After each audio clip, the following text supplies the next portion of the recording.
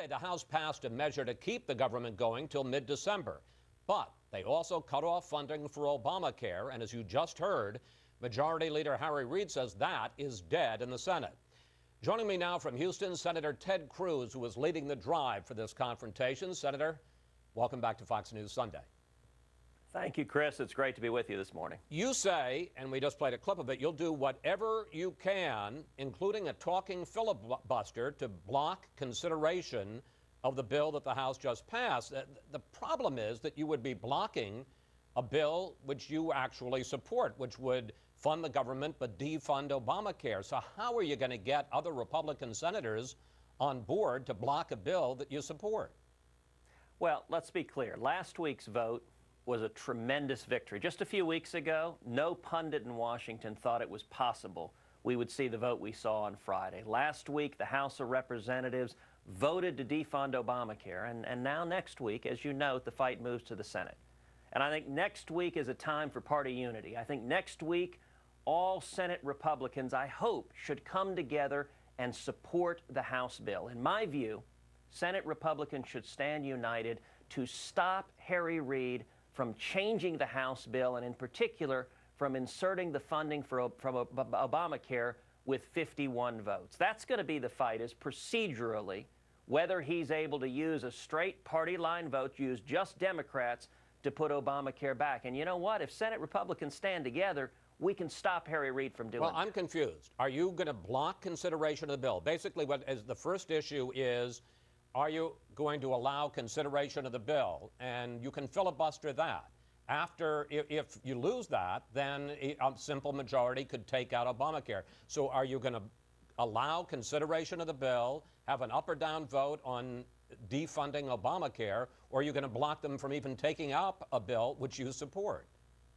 Well, the first order of business is going to be to ask Harry Reid if he will agree to allow amendments to be subject to a 60-vote threshold. And that's typical in the Senate. We have a lot of amendments that are subject to 60-vote thresholds. Now, in all likelihood, he's going to say no, because he wants to use brute political power to force Obamacare funding through with just Democrats, exactly the same way he passed the bill 3 years ago.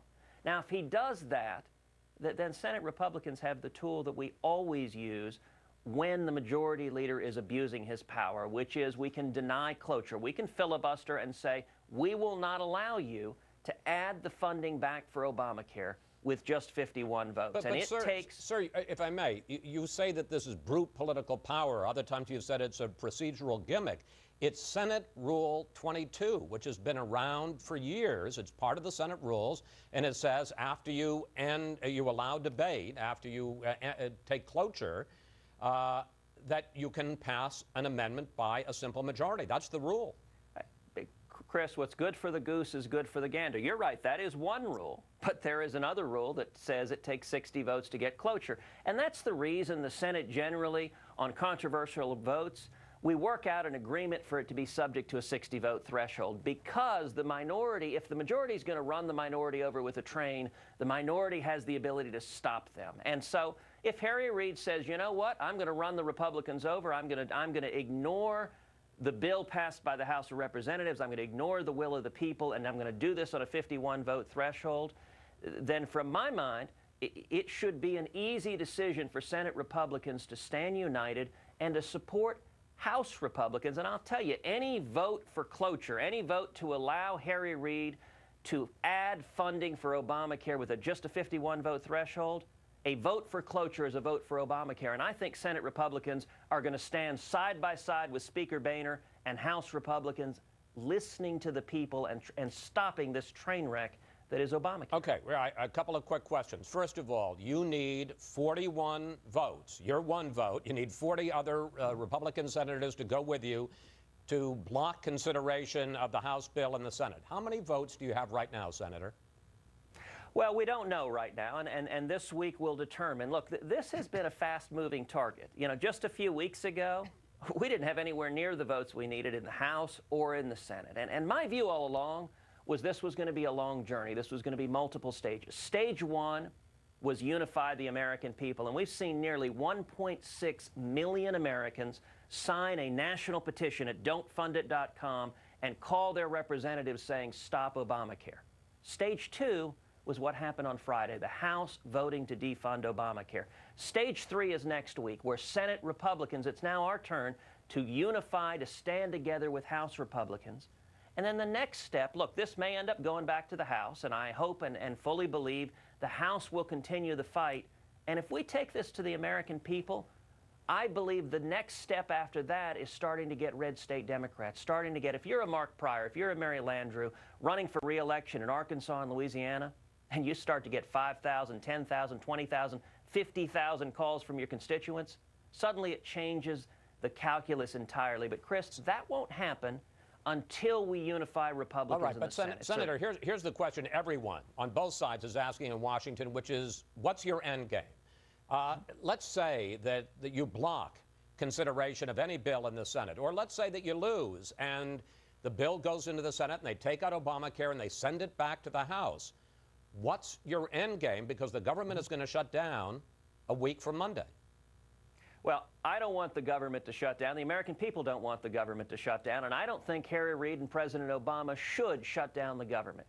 Listen, if that happens, if Harry Reid kills this bill in the Senate, I think the House should hold its ground and should begin passing smaller continuing resolutions, one department at a time. It should start with a continuing resolution focused on the military. Fund the military, send it over, and let's see if Harry Reid is willing to shut down the military just because he wants to force Obamacare on the American people. I think that would be a very perilous decision for Harry Reid to make, and the House can keep driving this. Look, the House is the only body where Republicans have a majority, and so the House has to lead on this. And I view my job and Mike Lee's job as providing as much support, as much air cover as we can for the House to stand up and lead, and I commend them for having done that last week. Senator, I think, excuse me, I think it's fair to say that you have ticked off a whole bunch of your fellow Republicans who feel that you have gotten them into this fight without an end game, without a strategy. I want to put some of their criticisms, they've gone on the record, on the screen. Congressman Tim Griffin of Arkansas wrote, so far, Senate Republicans are good at getting Facebook likes and town halls, not much else. Do something. Republican Congressman Pete King of New York calls you a fraud. If he can deliver on this, fine. If he can't, he should keep quiet from now on, and we shouldn't listen to him. And Senator Bob Corker of Tennessee sent this, I didn't go to Harvard or Princeton, which you did, but I can count. Republicans, especially in the House, say that you are pushing them into a fight that you don't know how to finish. Senator? Well, look, there are lots of folks in Washington that can choose to throw rocks, and I'm not going to reciprocate. I'm not going to do likewise. Listen, let me tell you about a broader problem. A broader problem is we have got career politicians in both parties in Washington who aren't listening to the American people. I spent the entire month of August traveling Texas, traveling the country, speaking to the people, and the American people are hurting because Obamacare isn't working. It's killing jobs. It's driving up their health insurance rates. It's causing them to be pushed into part-time work. It's causing them to lose their health insurance. And I'll tell you why an awful lot of people in Washington are unhappy. Because they're hearing from their constituents in overwhelming numbers that their constituents are saying, stand up and fight, stand up for principle. Don't have an exception for Congress and big corporations that doesn't apply to the American people. Senator, I want to pick up on that. Democrats feel that you have given them the political high ground in all this. I want to play what President Obama said last night, to the Congressional Black Caucus. You'd be willing to shut down the government and potentially default for the first time in United States history because it bothers you so much that we're actually going to make sure that everybody has affordable health care.